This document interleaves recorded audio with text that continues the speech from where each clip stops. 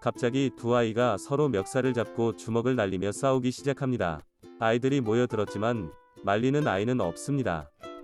종이치고 싸우는 아이들을 발견한 선생님이 외칩니다. 야, 거기 뭐야? 당장 손 안 놔? 억지로 말렸지만 두 아이는 서로 쏘아보고 욕하기를 멈추지 않습니다. 애가 먼저 때려놓고 미안하다고도 하지 않잖아요. 내가 언제 때렸어? 건드린 건데 저도 지난번에 나 때려놓고 미안하다고 하지 않았잖아. 가장 많이 반복되는 싸움의 패턴입니다. 이럴 때 선생님은 어떻게 하십니까?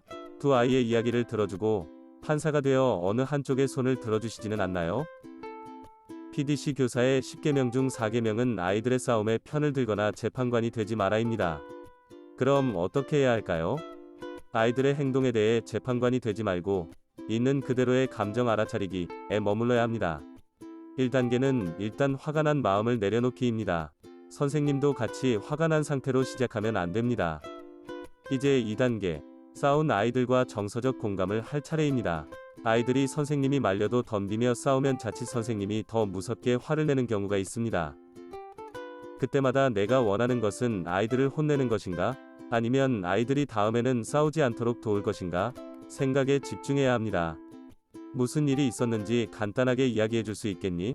아, 경철이가 놀려서 많이 화가 났구나. 경철이는 장난이라고 했지만 선생님이라도 많이 화가 났을 것 같아. 그렇지만 화가 난다고 친구를 때리면 안 되는 건 알고 있지? 사람들이 화가 난다고 때린다면 이 세상은 폭력으로 가득 찬 세상이 될 거야. 화가 날 수 있지만 폭력을 쓰지 않고 화라는 감정을 잘 다스릴 수 있으면 좋겠다. 이제 3단계, 서로 잘못된 결정을 내린 이유를 찾는 단계입니다. 서로 서운한 마음은 이해하지만 그래도 상대방에게 한 행동 중에서 잘못한 점은 무엇이 있는지 이야기해 볼까요? 마지막 4단계, 실수로부터 배우고 성장하도록 돕기. 서로 싸웠을 때는 대부분 한 명만 다 잘하거나 다 잘못하는 경우는 별로 없어요. 다른 것은 말고 자신이 잘못한 것만 사과하면 좋겠습니다. 둘 중에 누가 먼저 자신이 잘못한 부분을 용기 내어 사과할 수 있을까요? 아이가 이야기한 후에는 저는 이렇게 말해줍니다. 그렇게 이야기해줘서 고맙습니다. 잘못은 누구나 할 수 있지만 자신의 잘못을 인정하고 사과하는 것은 아무도 하지 못해요. 용기 있는 사람만이 할 수 있답니다. 서로 잘못한 부분을 사과하고 용서받으니 기분이 어떤가요? 사실 어른들이 여러분보다 잘못한 부분을 인정하고 사과하기 어려워한답니다.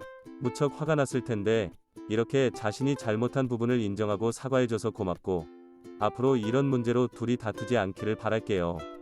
그렇게 할 수 있죠? 저는 아이들끼리 다툼을 따로 해결한 후에는 잠시 두 아이가 마음을 진정할 동안 교실에 들어와 아이들에게 상황을 설명해 줍니다.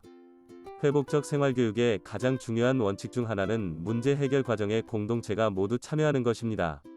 싸움이 벌어진 상황을 이야기하고 반전체 앞에서 문제가 되풀이되지 않기 위해서는 어떤 노력과 도움이 필요한지 함께 이야기 나누는 것이 가장 중요합니다. 이런 노력 속에서 교실 속 잦은 다툼은 조금씩 사라지게 될 것입니다.